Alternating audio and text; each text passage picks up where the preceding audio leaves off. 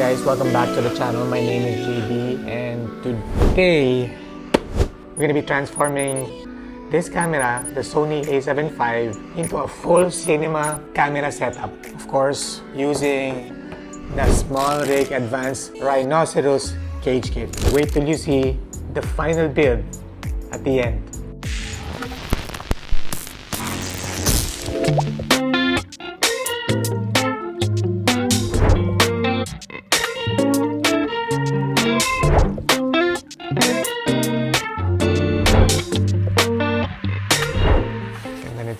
Buksan natin. Ang advantage ng na may cage kit ka are all attachment. Compare mo dito. This is an FX3. Pakikita nyo, nilagyan pa rin namin siya ng cage pero may mga built-in attachment points na rin to. Ito kasi, itong A7V, wala. Tilagyan natin, di ba? What? So for those people who are new to cameras and all this kind of stuff, so what is a cage? Think of it like this. It turns your camera into a pro tool. Why cage is important? Three things. For protection, expandability, and of course, stability. So when you're holding this camera and shooting, the heavier it is, less shake. Hindi lang siya aesthetic, functional talaga siya.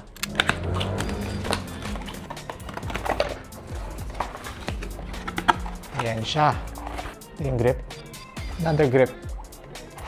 And then the full cage itself. Ayan, yung lalagyan natin. And of course, the heart of the setup, itong A7V. This is a hybrid monster. It has amazing autofocus, full frame lock, and honestly, ang ganda ng camera na to talaga. This is very nice. It's perfect for creators who shoot everything. Photo, video, you name it. If you need just one camera, ito yon. And of course, itong cage kit na to from SmallRig, this is not just for looks. Siyempre, yung functionality din niya, kailangan mo rin to eh. You know what this does is, it gives you the ultra protection, multiple mounting points, better handling, and of course, yung cleaner professional setup. And of course, it makes the camera feel like a real cinema rig. Yun yung, pag nag-shoot ka, ganda naman ito, di ba? Nice. Ito yung lalagay natin. This is the Sirui 35mm T1.4 Cine Lens. This lens immediately changes the vibe. Kasi nga, yung bokeh niya, yung blur sa background, di ba? Actually, I'm gonna get the rest of this one. The 35mm, the 24, and the 50mm. And advantage nito, tsaka itong 16-35 G Master 2. Yung tatlong lens, katumbas lang na isang lens ito. Mahal. And this is cheaper, actually. Then, of course, kung magbe-build ka, kailangan mo ng top handle. Of course, this one. Yung monitor mount, variable ND. Lalagay tayo ng follow focus. External monitor. And meron ka ring optional na V-mount setup para sa extra battery. Hindi ka na naubusan ng battery dyan. And then, little by little, your mirrorless camera starts becoming a real production machine. This is what I love about modern filmmaking today. You don't need a gigantic Hollywood setup. Meron din kami malalaking camera dito but we don't have to use it na. You can just use this. And sometimes the right accessories, the right lens, and the right build can completely transform your shots. This Rhinoceros cage is different. It's ultra weight. It's made out of carbon fiber and aluminum. Meron siyang 3-point locking na walang wiggle. Meron kang full access sa buttons, ports, and walang sagabal. You can even get the battery underneath. It's all accessible. And madaming mounting points, mic, monitors, lights, you can attach it here. And this one has a built-in arca for tripod or gimbal. Aesthetically, ang linis niya tingnan. Cinematic agad. So what do you guys think?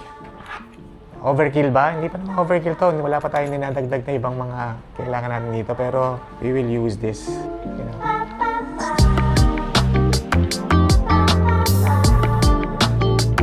So if you guys have any questions about, this rig, cameras that we use, any production or places that we go to, please don't forget to comment down below or message me. Sasagutin ko kayo as fast as I can. And please don't forget to like and subscribe to our channel. We are in our 60,000+ subscribers na. Road to 100K. Thank you for sa mga nag-subscribe and sa mga hindi pa nag-subscribe dyan. What are you waiting for? go for it. Thank you guys for watching and I'll see you guys in the next video. Peace. Akala nyo tapos na tayo, hindi pa tayo tapos.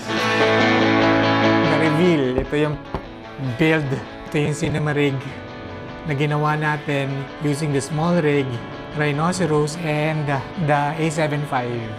Ito siya. So, nakita nyo dito yung battery niya. We're using also SmallRig. Of course, meron tayong matte box. So, what do you think? Overkill ba? Comment down below. Thank you guys for watching. See you later.